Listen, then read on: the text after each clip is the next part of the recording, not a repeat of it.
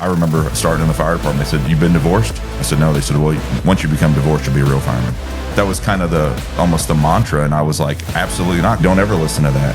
You can have a successful marriage with one and still be a great firefighter. There's probably a ton of wives right now that want to go seek help, where there's first responders who are like, "We don't need help. We'll figure it out on our own. We're fixers. We'll fix it." It really took me having some self-reflection to say, okay, I'm not going to be able to fix this, because it was just progressively getting worse. So, Robert, what inspired you to pursue the path of a first responder? Oh, we lived across the street from the fire station. I had a dad that was kind of not around. He worked. My mom, I almost looked at as like a single parent provider. You know, she worked a lot. She was a great example for me of hard work. But I didn't have any younger brothers or sisters. I lived in an apartment complex that, you know, had some good examples, not so good examples. And I just, you know, I always say every firefighter or every kid wants to be a firefighter when they grow up. We just never grew out of it, right? Yeah, and well, it's convenient right across the street. Yeah, right? It was across the street. And so I had about 15 older brothers. You know, looking back at it now, I'm thinking to myself, there was an 8-year-old kid running around the fire station. It must have been probably frustrating for them having to deal with this little kid running around asking 100 questions. But I just really found, you know, a great group of people who just kind of took me in and just kind of raised me as a younger brother. And that's kind of the whole camaraderie and the family thing. I mean, I had it at home, but it was just different just because it was something I was really interested in. You know, just being a firefighter, it was just, I mean, how cool is it watching the fire trucks go out? They pass my house every day.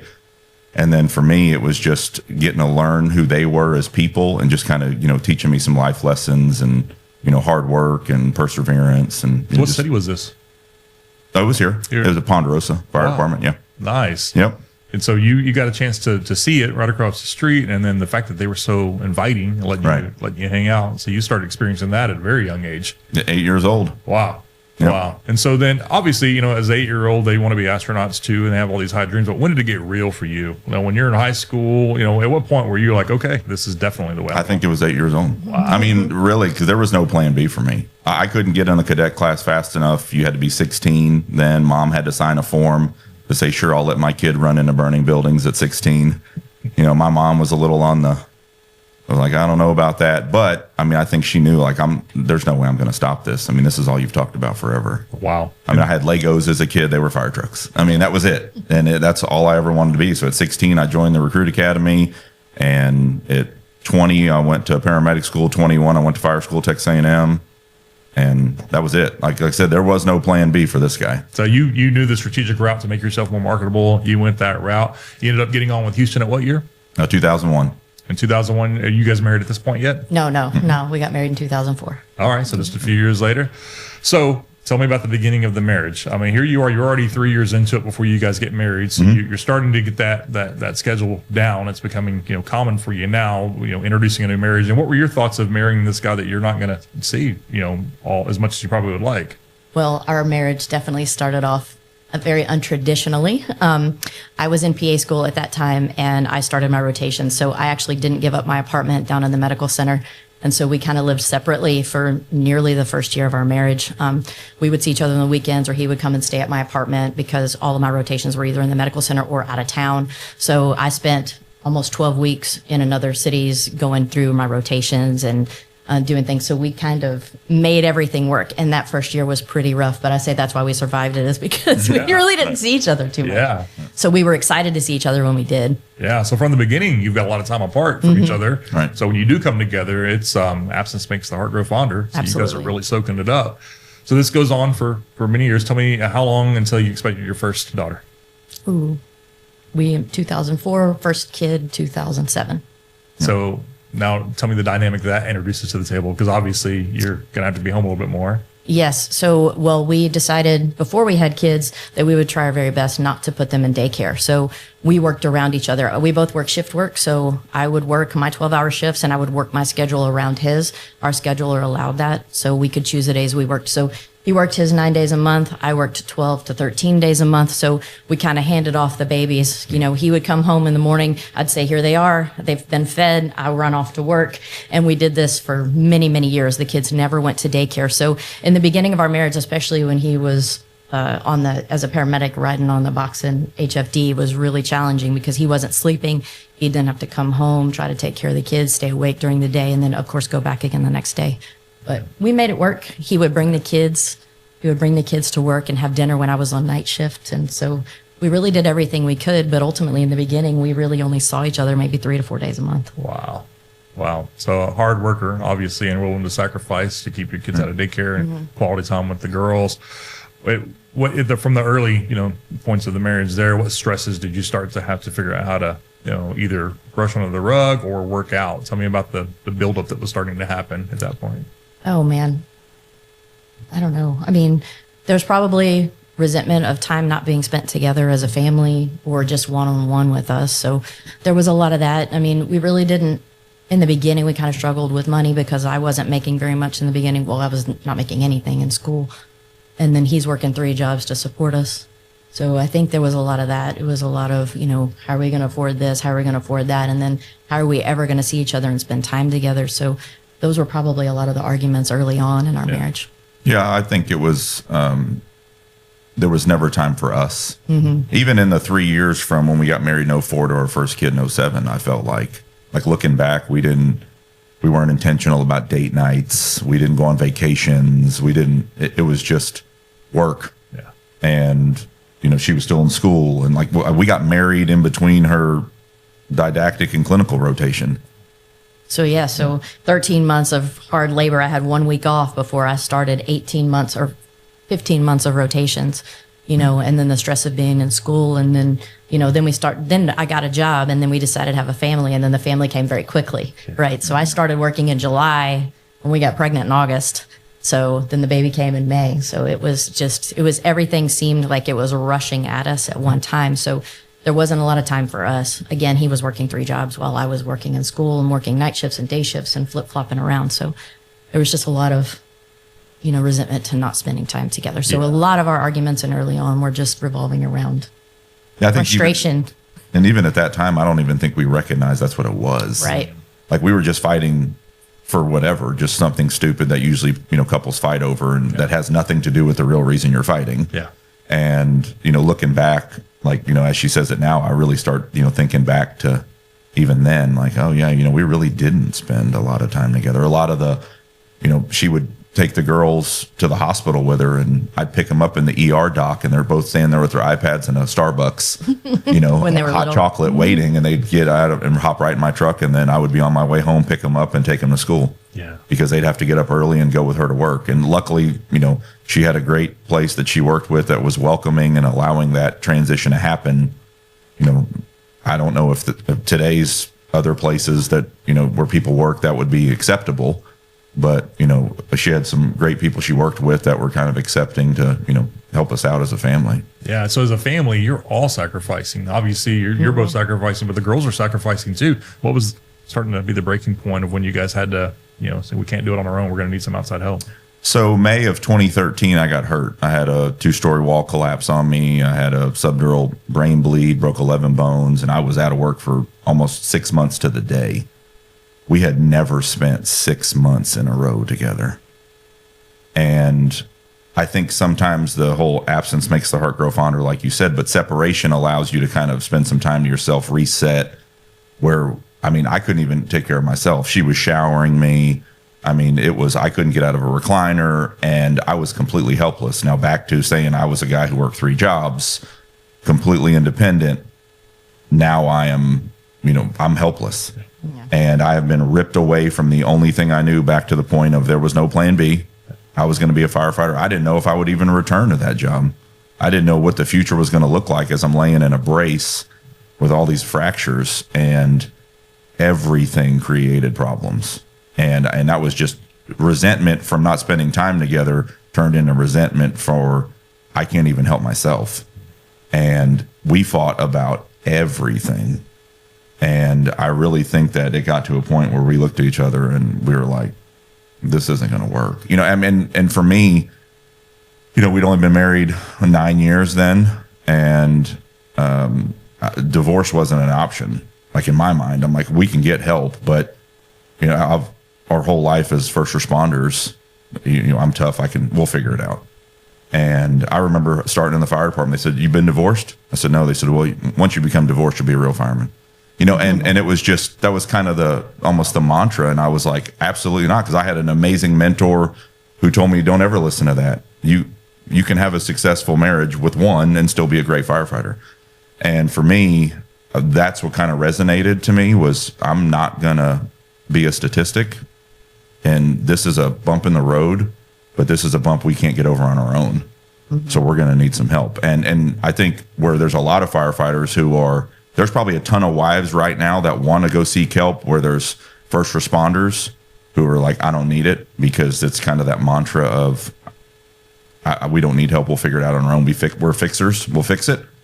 Where it really took me having some self-reflection to say, okay, I'm not going to be able to fix this, because it was just progressively getting worse.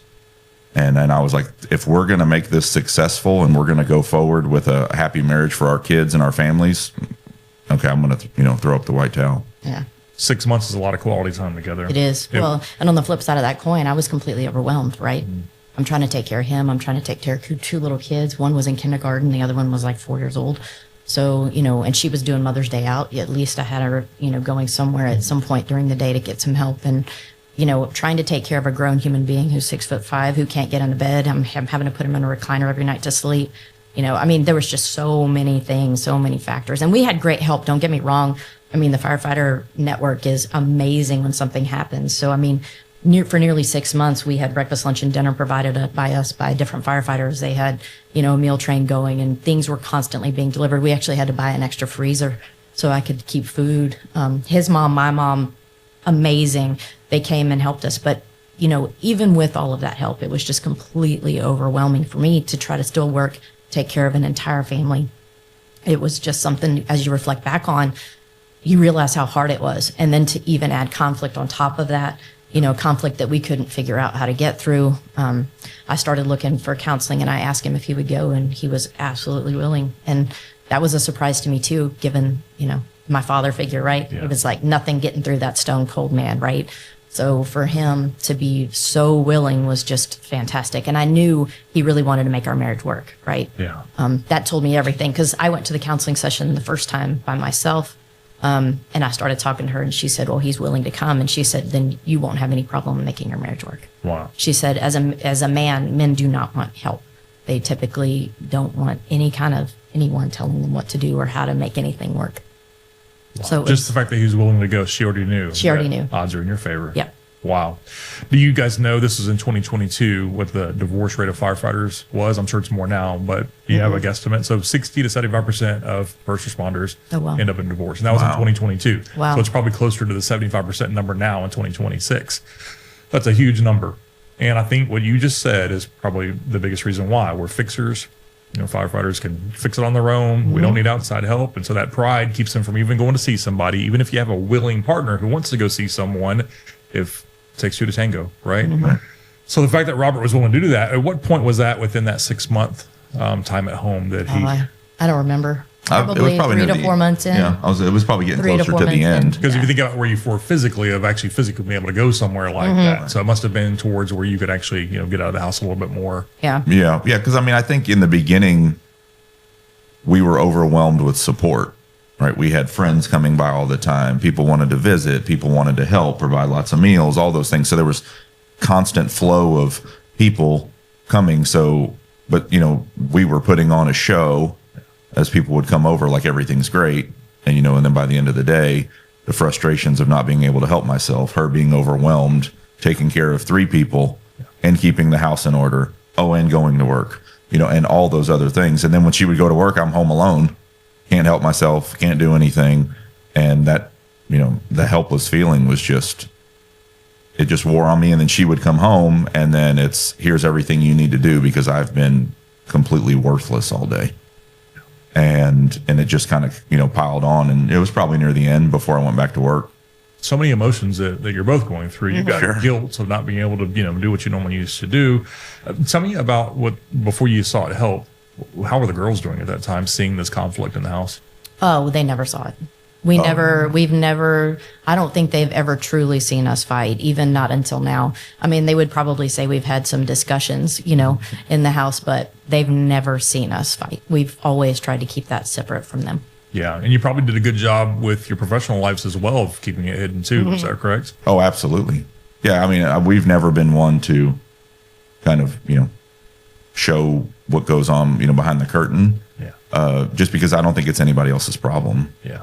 Yeah. And, I mean, it's everybody has, more challenges and bigger problems than we do. As big as ours feels, there's somebody else going through something worse right down the street. Yeah. And it doesn't need me to pile my problems on somebody else.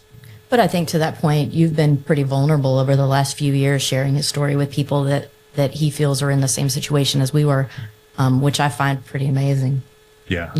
I applaud you both. He's definitely, there's a whole lot softer side of him, even after all the things he's been through. And he's been really, really good about sharing his story and our story. Yeah. Right. Because I think for me is, I'm kind of that part of this will be 31 years for me. And I'm kind of in that part of my career now where I'm thinking about all the things I need to do to give back. Right. So there's somebody that's a new married couple that's probably having a challenge, not from someone being injured. It could be something completely different, but they're going through a challenge. They're going through a hard time right now saying, but the norm is I shouldn't seek help. I can fix this on my own. Yeah. So for me, and then that was the important thing. Like when you said, what about, let's have this conversation? It's, well, sure. Cause even if it helps one couple lower that number from 75% to something else, yeah, just save one, right? And then hopefully it'll have a, kind of a cascading effect to where there's more. Yes. And let's lower that. Now, we talk about how we want to reduce the number of line of duty deaths every year. We never talk in the fire service or first responders about trying to reduce divorce rates.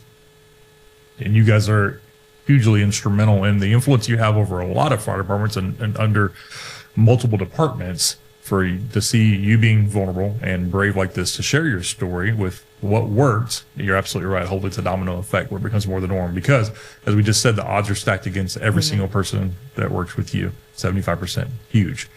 So let's talk about that solution. When Robert said, okay, I'm willing to go. She was truly instrumental in making us realize where everything came from. Essentially, you don't even realize in the moment when you're fighting with someone that everything from your childhood on and how you were raised and how your parents interacted with one another truly shapes who you are as a person, especially not when you're in the middle of the conflict, right? So, and then you put two type A people personalities together who don't want to lose, namely me. Him as well, but you go for the throat, and you really don't want to lose the argument that you're in because you wouldn't really start an argument if you thought you would lose. But she taught us how to fight. She taught us how to communicate with each other. She taught us to put each other first, even over our children, because to truly make a marriage work, you have to put each other first. So we started date nights, and we started getting babysitters, and we started really putting each other first and really making our mark on one another. And I really think that's kind of where the big turn was for us. And I think we did counseling for 6 months plus, until she's like, you guys don't need me anymore. You figured it out. But when you fight and argue with somebody, you don't realize what their preconceived notions of you are because of where they came from, in his family dynamic growing up and things like that, so none of those things you think about when you're in a marriage and when you're in conflict, but that's what she really put on us, is to realize, you have to realize where he's coming from. He's got to realize where you're coming from. You guys got to meet in the middle, So for you, the first time to go to be in this situation where somebody's going to tell you, what you're, not doing the best that you could. What was that like for you, the very first visit going, and then how easy or if it did, how did it get easier the more you went? I would definitely say like the hard thing for me was, sitting on a couch next to her and just the tears coming, the emotion coming out. And there was a lot of self-reflection of her struggle she's going through right now. Is the onus is on me, and to sit next to the most important person in the world to you and to listen to the struggles and emotions and know that it's your fault. That's super hard. Yeah. But I understood the goal to get there. So I was like, okay, we're going to have to, go through the murky waters to get through it at the end. And like, what she said earlier, the biggest thing for me that I learned coming out of it was how to fight fair. Because back to her point, I mean, she was a All-American softball player. She was going to win, right? Very competitive. I'm competitive. I always wanted to be the best I could be at everything. And we were going to win. And it didn't matter that the person you love was losing. You were going to win. And when we had that mentality, we both really lost. And it took a while to figure that out. And we really needed someone to tell us that, hey, look, just because you might have won today doesn't mean you really won. Both of you still lost. Yeah. And that was what really allowed us, because we would bring stuff up from years past just to, if I was losing traction, I'm going to go back and go get some more stuff so I can win today. Yeah. And that was so super unhealthy.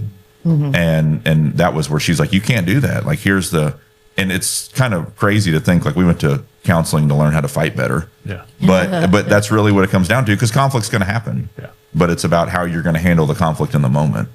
So for me, it was like, okay, I needed to really be intentional about listening to what she's telling me and saying, this isn't about me winning. It's not about her winning. It's about us winning, because when we win, the family wins. Yeah. And that was what was important to me. And that's kind of how I said, okay, I'm willing to take it all in. Yeah. Well, the fact that you are both brave enough to go, that you found a place, not even sure if he's going to go, and he decides, yeah, let's go do it. That shows how important your marriage is to both of you to be willing to do it. When you finally get there, they set up your rules of engagement of how we're going to communicate with each other and what's okay to, how the healthy way to fight for this, because you are fighting for your marriage the whole time. So fighting can be healthy if it's done the right way. And so you got to tap into that. Fast forward to 6 months later, she's saying to you, you no longer need me. Where did you feel? Was it like a child who has the training wheels taken off for the first time and now we got to figure this out on our own? Or what was that mindset at that point? I mean, yes, essentially it was, okay, I don't know if we can do this on our own, It's like she's confident in us and our ability to make things work. But in the end, it was, are we really going to be able to do this? Are we really going to be able to use the tools she gave us individually and as a couple to make it work? And so obviously there was some rocky road to get to where we are now. And I mean, where it's still a learning curve, we're still not perfect. I mean, we still, argue on occasion and aren't great to each other. But at the end of the day, we always come back full circle and fix it. And we don't bring up old stuff. I mean, I don't know if you probably don't know this, but we did date for a year and we broke up for a year and then we got back together and then very quickly got engaged and got married after that. So that first relationship we had was not great. I mean, it was pretty volatile the whole time. We argued a lot. So we always went back to that year and we would bring up things that occurred during that time. And she's like, that is absolutely the worst way to try to win an argument with someone. So essentially it was, the past is a past. You fight in the now and you move forward. And you argue now. Mm-hmm. And the frustrating thing was, like, for me, I remember I would almost regress. And she'd be like, well, wait, remember, we're supposed to do this. And I'm like, oh. And it would be frustrating because I'm like, I should know better when we would do it. And then she's calling me out on it. And I'm like, well, you're right. And there was a lot of, like, reflection there to go, okay, well, I can be mad at you because you're trying to find a way to win. But I'm also going, but you're right, because I'm not doing what, we were taught to do. Yep. So that was... I'm with her, like, that 6 months, I was like, are you sure we're okay? And I knew that, when the training wheels came off, we kind of, swerved a little bit to try to gain the balance. But I think that's where it was about, holding each other accountable and keeping each other in check. Well, fast forward, here we are 12 plus years later from that. And you guys are still using the tools that you were given 12 years ago to communicate better. Yes.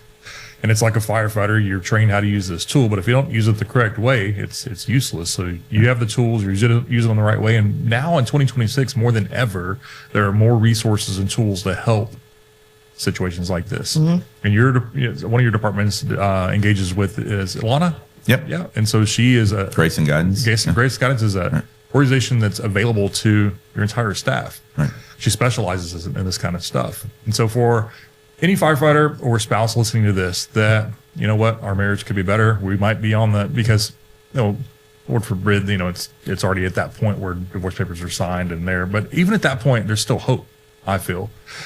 But those that are just, in the early stages of this, where you guys were back in, the early days of, just the micro doses of this starting to add up, what could you say to a couple that's starting to see those early signs? What could they do now to prevent the big blow up? I mean, reach out. seek help, because at the end of the day, if you want to be married to this person and you love this person and you want to make it work, just reaching out to anybody who's willing to help you, whether it be another company, another couple, or a company that does and offer great services like Grace and Guidance. I mean, for us, it was phenomenal. And I mean, even now, we listen to podcasts, or he'll go to some talk and they'll bring up a book or something. So we just read 80/80 Marriage last year, and take some of those tools from that and just keep growing as a couple, right? And I'm very fortunate because he's very helpful around the house. Growing up as a fireman, he cooks, he cleans, he does the laundry, he does the dishes.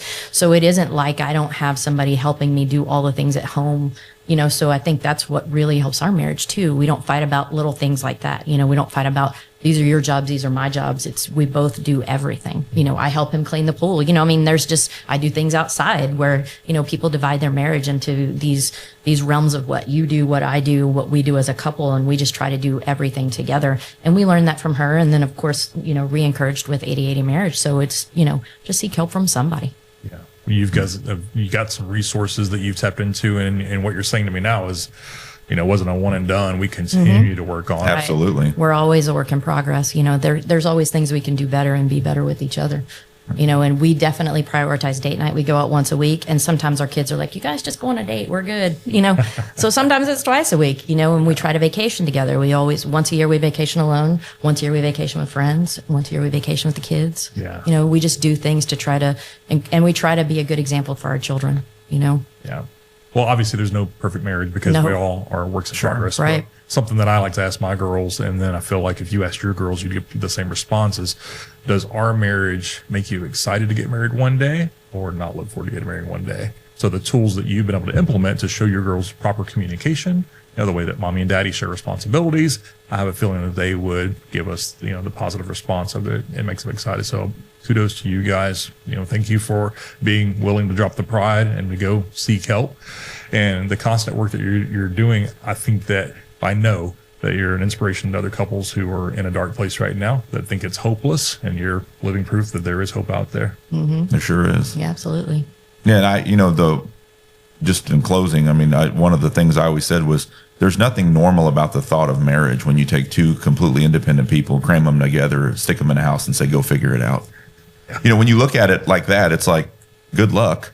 Mm-hmm. And you don't always have to be struggling to ask for help, and that's why I've always been big about sharing. So I'm like, it's okay to go to marriage counseling, even when you're doing okay, because the little, like back to your point, the microdoses, the little things that you don't even realize that are starting to compound, it shouldn't take that event like for us to say we need help. We probably needed help before that. Mm. Oh, absolutely. And it was just the little things. So it's okay seeking help even when everything's going okay, that hopefully prevents that big explosion that gets you to the point where you're ready to sign divorce papers, or you go down so far a path that it's going to take you a long time to get back. Seek help early, because two completely separate lives cramming together and saying figure it out without help just doesn't sound like it's going to always go well. And there's nothing wrong with asking for some help.